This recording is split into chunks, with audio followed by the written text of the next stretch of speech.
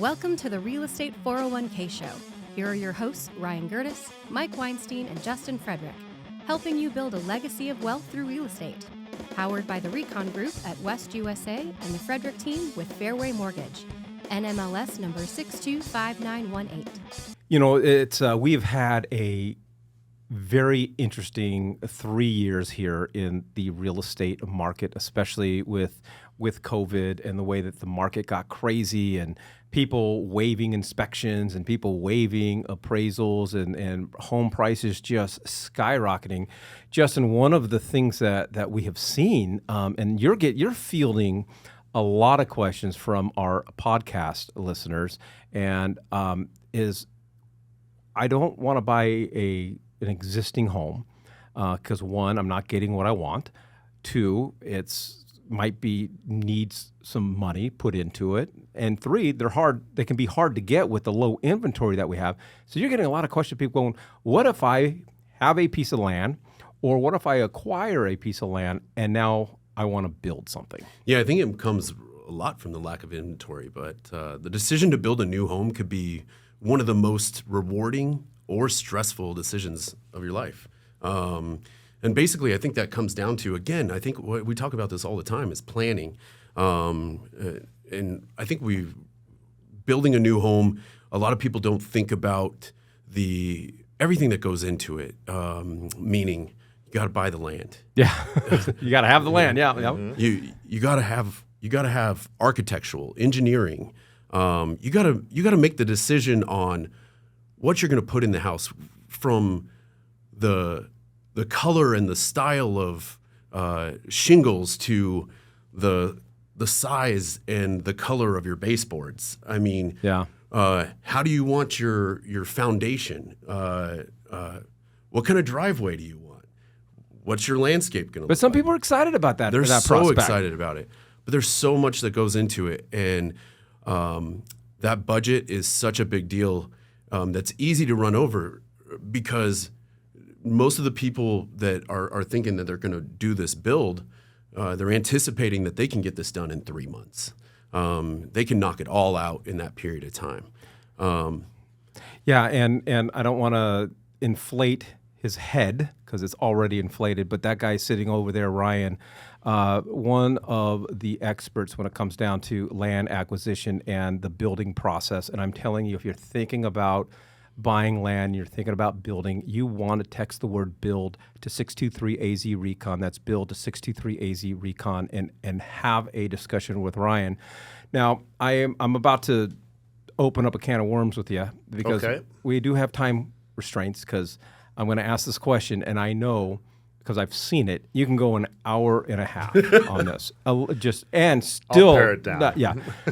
But it starts with the land acquisition. It's not as simple as, hey, I'm just going to go buy a piece of land and everything's going to be easy peasy. Well, in Maricopa County, a typical due diligence or inspection period on a resale home is 10 days. And that's in the boilerplate of the contract. The boilerplate of a vacant land contract is 30 days, and that's still not enough. Because the whole idea is that you might think that, well, it's just a piece of dirt. What is there to inspect over here? Okay, well, when you're buying land and you're preparing to build a custom home, you are preparing for what's going to happen tomorrow. When you're buying a resale home, all you're doing is you're just learning what the story is of yesterday.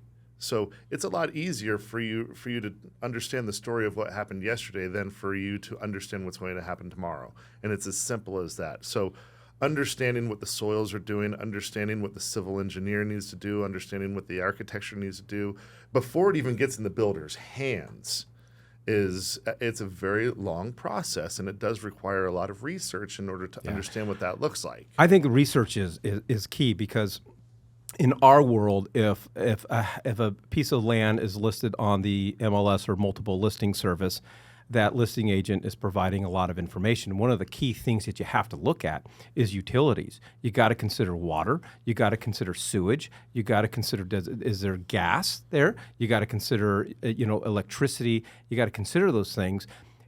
You cannot, especially when it comes down to land, you can never trust what that other agent is put on that piece of information. So you've got to verify this stuff. And I think that a lot of these things, I mean, this is even from analytical buyers, analytical consumers.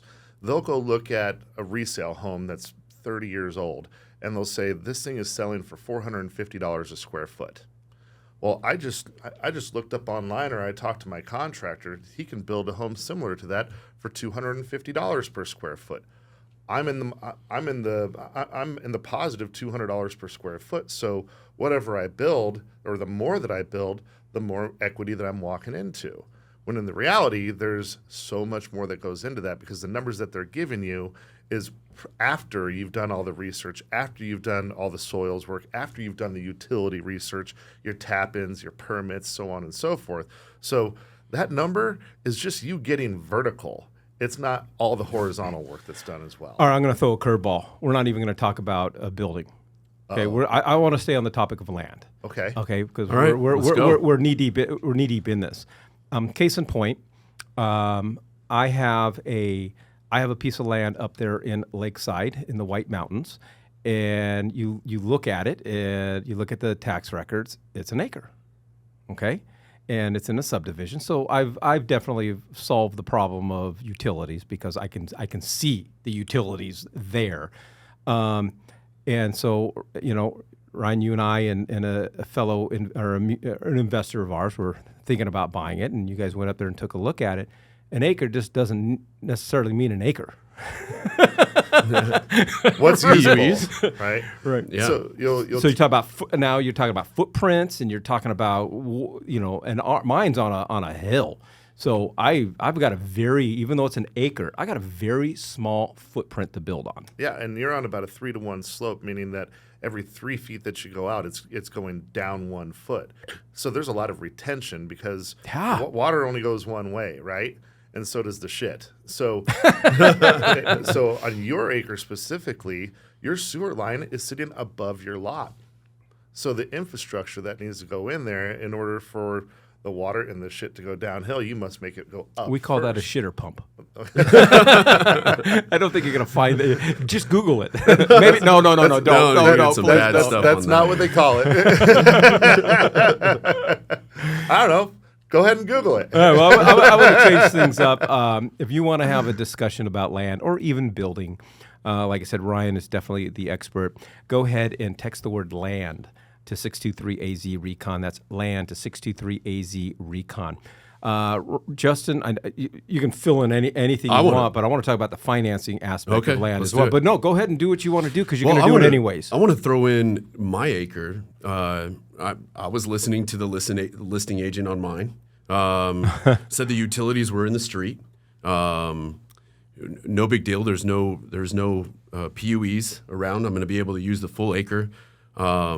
Buy the land. PUE. Explain that. It's a property easement. Okay. Yeah. Property utility easement is actually what it stands for. So I buy the land. We're going to build our dream home on it. Go to the city, and I'm like, you know what? I don't even need sewer. I'm going to put in a septic tank. And I'm sure a lot of people are thinking that. Well, my city requires sewer. Also, we put in exceptions to put in septic. No. Need a sewer. Okay. The sewer is actually 360 feet down the road. Oh, my gosh. 15 feet deep. We had to dig through the road. We had to have people out there to direct traffic, and you had to backfill it with concrete. It cost us $122,000 to put a sewer to my house. $122,000. Then the utilities, somehow they weren't right up to the house. We're on acre lots, so they're down the road. That ended up costing us about $14,000 to get the utilities. So before we even touched anything, we were over $130,000. Ryan, that is, I don't want to begrudge any real estate agents out there, but there's 80,000 licensed Arizona real estate agents here. And we all, through our license, have the ability to help people transact any type of real estate, and including land.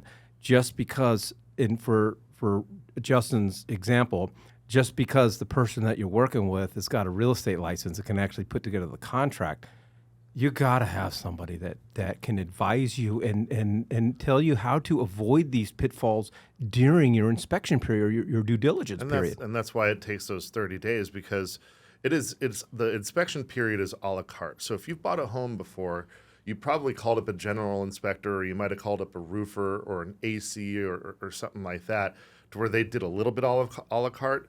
But generally speaking, that inspector is going to go over there and they're going to cover the roof, the foundation, the electrical, everything, and they're going to give you a full-on report saying, oh, there's a chip in the tile over there, there's a breaker that's faulty over there, and the AC might be towards the end of its life, and then from there you can get more in depth. But with actual land, you have to have a separate engineer. You have to have a separate company testing if there's a well. They have to test the water. You have to go down to the county. You have to have those conversations with them. Where are the utilities and what is the logistics behind bringing that sewer line over to my property or bringing that electrical over to my property? And is that electrical line going to be buried, or can I go above grade? Obviously, there's different costs with all of these things, and so it is really hard to, if you haven't done it before, understand all the questions that you need to ask and the costs that go along with it, because the moment that one thing changes, something else does too. It's a domino effect. It's exactly right. So everything is going to be affected for every little change. Not only that, and I 100% would tell you to make sure that the agent that's advising you has been through it themselves, just like you're saying. Because what a great point! Yeah, I mean, I've been doing this business for a long time, and when I got into it, I had no idea what I was doing, no idea, and I thought it was going to be simple. And let's go back to the dirt. So my dirt was mostly clay out here, so I had to truck out 20 loads of dirt and bring in 20 loads of dirt. Okay, so let me ask you this. To set the foundation on. Had you known this, I would not have bought there. Or you would have renegotiated a different price. Oh, absolutely. Most likely I would have had to walk away. I mean, today I'm happy, but we just blew our budget out of the water before we even started building vertical. Literally, our souls were crushed during this, and that's the part where I say it can be very rewarding, but it can be very stressful, and it was very financially stressful for my wife and I while we were trying to plan our dream home, which we had already put in our minds, and we're talking about being emotional about this stuff, and we were completely emotional about this piece of property, and so we did it, which was probably stupid, but it was very stressful. So Ryan, how much of that money will he get back when he goes to sell? That is good. And the question is, or the answer is, I don't know, right? Because at the end of the day, it depends on when you sell. Right. Because a lot of people are going to piggyback off of your hard work and your money. Mm-hmm. And so when you're... ignorance. Well... Thanks, Mike. I didn't expect anything else from you, though. Thank you. Well, and one of the things That's true. One of the things that has changed a lot is, particularly in your neighborhood, many of the homes previously or still do have septic. Yeah. And so you were probably operating under the false assumption that you could still put in a septic, but then somewhere along the line they changed the rules. And so as we're building and moving forward, understand that the ROC, the Registrar of Contractors, they can change the rules on you at the drop of a dime.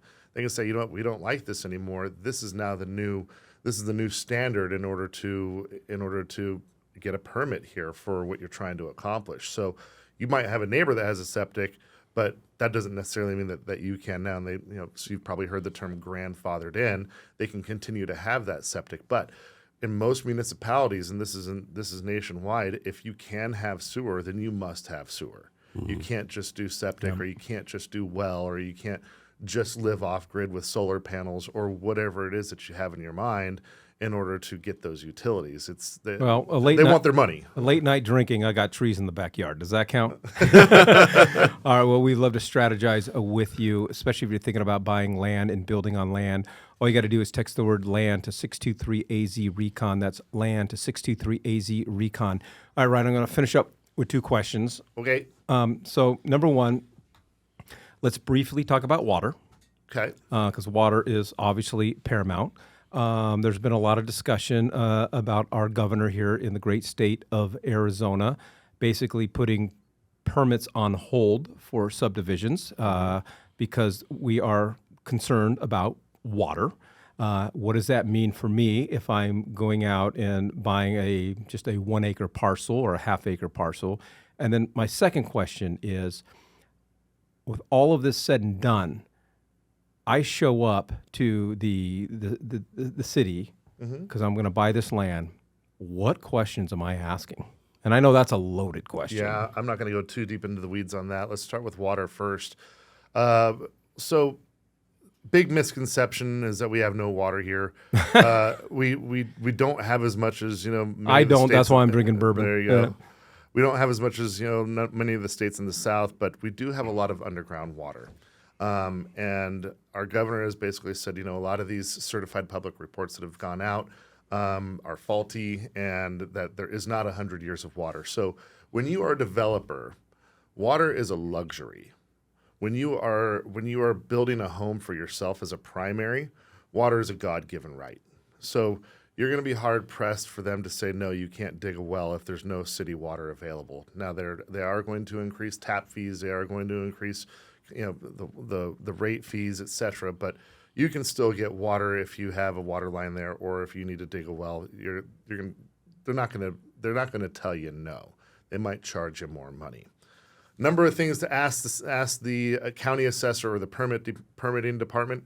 Honestly, if you haven't done it before, you're going to want your civil engineer to do a good, strong look at it before you. What's the civil engineer? So they're going to determine what the drainage is, whether or not there's flood insurance that's required.